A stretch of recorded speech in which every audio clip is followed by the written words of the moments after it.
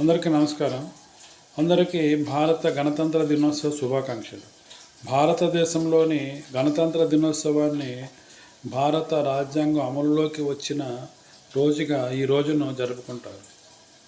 1950 జనవరి 26ను భారత గణతంత్ర దినోత్సవంగా జరుపుతారు. 1949 నవంబర్ 26న రాజ్యాంగం ఆమోదం పొందగా గణతంత్ర దినోత్సవంగా ఆవిర్భవించేందుకు 1950 జనవరి 26 దీనిని ప్రజాతంత్ర పరిపాలనా పద్ధతిలో జరుపుకోవాలని నిర్ణయించారు.